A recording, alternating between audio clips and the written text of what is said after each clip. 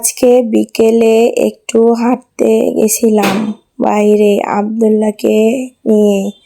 বাইরে বলতে আমাদের বাসার পাশে একটা কলেজ আছে, সেই কলেজ মাঠে নিয়ে গেছিলাম। সবসময় তো ভেতরে থাকে, তো একটু বাইরে নিয়ে গেলে খেললে ভালো লাগে। তো ও দোলনায় নাকি চড়বে, সেজন্য দোলনায় একটু দোল খেলো। তারপর তো একটু হাঁটাহাঁটি করে বাসায় চলে আসলাম। বাসায় এসে এখন সন্ধ্যাবেলায় একটু নাস্তা খাবো। তো সেজন্য কি নাস্তা খাবো আজকে, যেহেতু একটু গলার সমস্যা, তো ভাবলাম যে ঝাল ঝাল করে একটু মুড়ি মাখিয়ে খাই।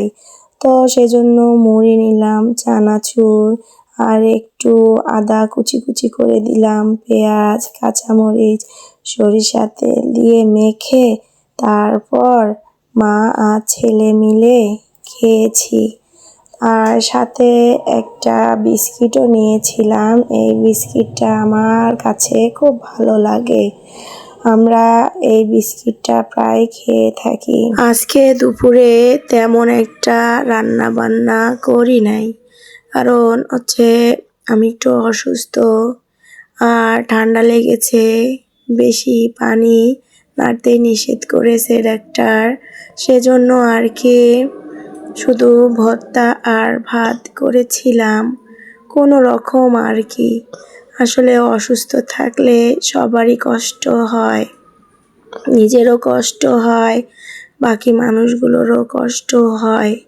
সব কাজ এলোমেলো হয়ে থাকে, কিছুই ভালো লাগে না, রান্না করতেও ইচ্ছে করে না, খেতেও ইচ্ছে করে না।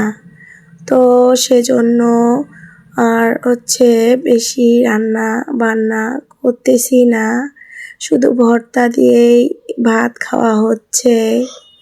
তো সন্ধ্যাবেলায় এই তো আমরা দুজন মিলে নাস্তা করে নিচ্ছি। আজকে আব্দুল্লাহর বাবা বাসায় ছিল না, সে বাহিরেই নাস্তা করে নিবে, তো আমরা দুইজন বাসায় করে নিচ্ছি।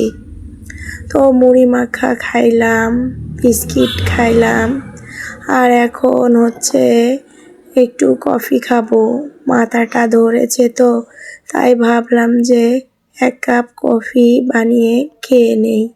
তবে আমি 3 বেলা অবশ্য লাল চা খাচ্ছি, লং, আদা, তেজপাতা আরও অনেক মশলাপাতি দিয়ে চা খাওয়া হচ্ছে।